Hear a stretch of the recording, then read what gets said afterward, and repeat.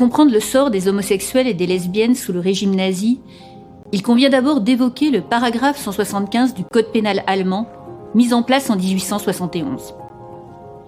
Alors que la France avait supprimé à la Révolution toute référence au crime de sodomie passible de la peine de mort sous l'Ancien Régime, d'autres pays comme l'Allemagne pénalisaient les relations sexuelles entre hommes. En 1935, le régime nazi renforça le paragraphe 175 jusqu'à 10 ans de travaux forcés avec possibilité d'envoi en camp de concentration. Le paragraphe 175 resta en vigueur après la Seconde Guerre mondiale et il ne fut définitivement supprimé qu'en 1994.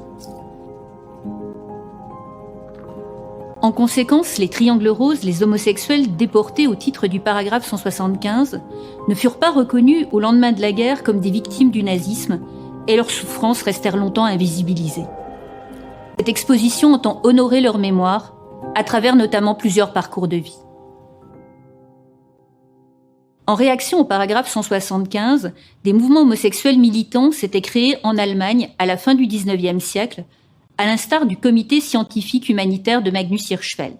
Ils publiaient des journaux, organisaient des conférences, faisaient circuler des pétitions. Durant les années folles, homosexuels et lesbiennes se retrouvaient dans les grandes capitales européennes, dans des bars, des cabarets tels l'Eldorado à Berlin, mais aussi dans de grands bals travestis comme celui de Magic City à Paris.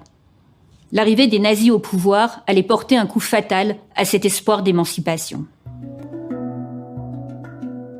Le positionnement du NSDAP, le parti nazi, sur l'homosexualité était resté longtemps ambigu. Le régime nazi usait d'une esthétique homoérotique. Les organisations nazies telles que la SA, la SS, les jeunesses hitlériennes valorisaient l'amitié entre hommes. Et Ernst Röhm, le chef de la SA, était lui-même un homosexuel notoire.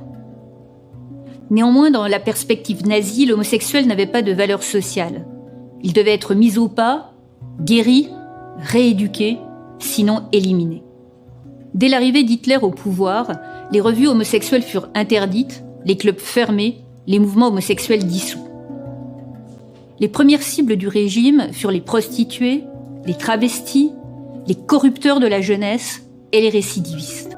La nuit des longs couteaux, en juin 1934, avec l'élimination de Röhm, marqua un renforcement de la répression.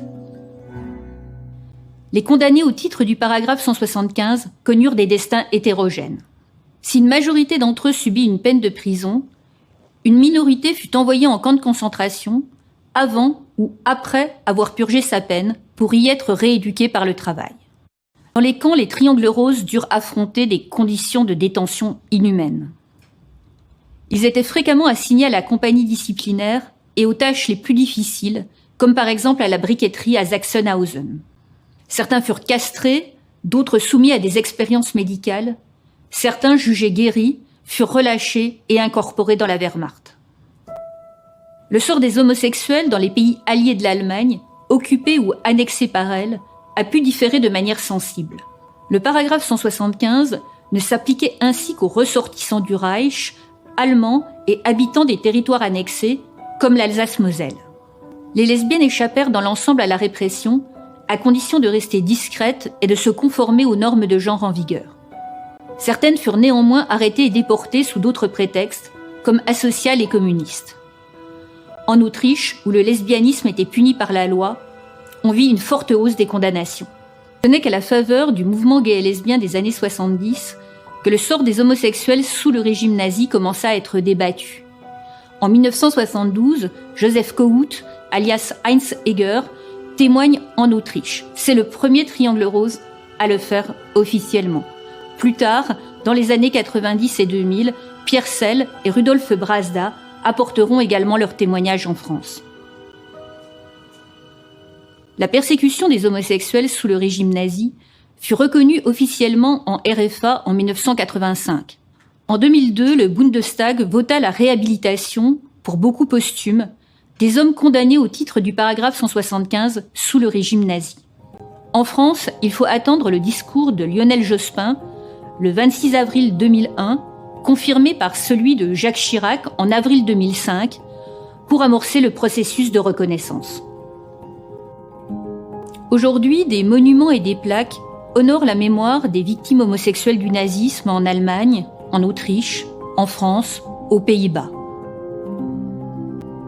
Selon les estimations les plus sûres, environ 100 000 homosexuels furent fichés par le régime nazi. Près de 50 000 firent l'objet d'une condamnation. Entre 5 000 et 15 000 furent envoyés en camp de concentration, où la majorité d'entre eux périt.